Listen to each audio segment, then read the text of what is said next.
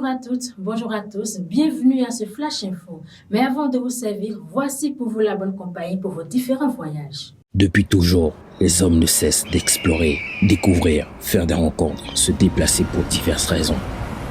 Mais lorsque la qualité d'un voyage sort de l'ordinaire et de la routine pour devenir plaisir, on l'appelle Vitesse Press. Vitesse Press, votre nouvelle compagnie de transport en bus, une nouvelle expérience pour de nouvelles aventures. Avant votre départ, profitez d'une magnifique salle d'embarquement climatisée avec connexion internet et télévision par satellite.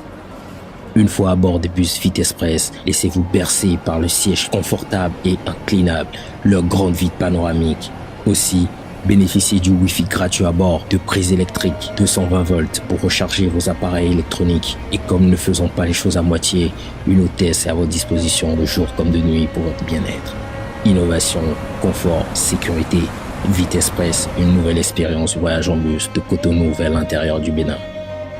Complément d'information 68 81 81 81 www.vit.express.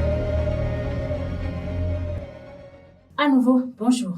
Le président de l'Assemblée nationale, Louis Lavonu, a reçu hier en audience l'ambassadeur extraordinaire plénipotentiaire de la République populaire de Chine près le Bénin, Pen Jingtao. Le diplomate chinois est allé rendre compte au président du Parlement des propositions d'échange entre les deux institutions législatives, notamment l'Assemblée du Bénin et celle nationale populaire de Chine. Ils ont également abordé des questions liées aux droits de l'homme et à la coopération entre les deux pays.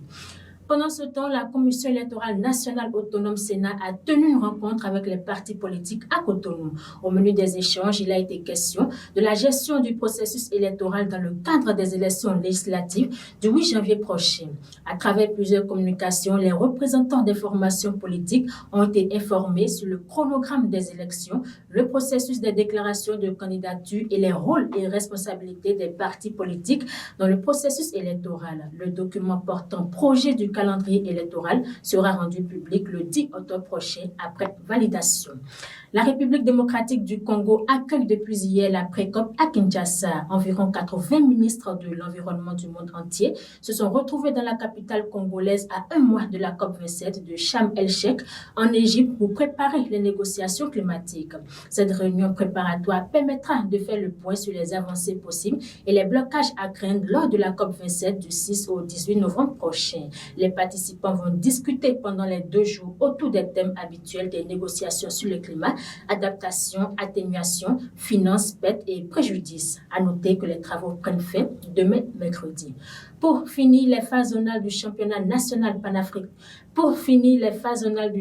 scolaire panafricain vont se dérouler à partir de ce mois d'octobre jusqu'en décembre prochain. C'est la zone Union nord-africaine de football, UNAF, qui va lancer les hostilités le 7 prochain en Égypte. Quant au tournoi qualificatif de la zone UFOA-B, il se jouera du 11 au 13 novembre en Côte d'Ivoire. Le Bénin sera représenté par le CEG Saint-Rita de Cotonou chez les garçons et le CEG Kobli chez les filles.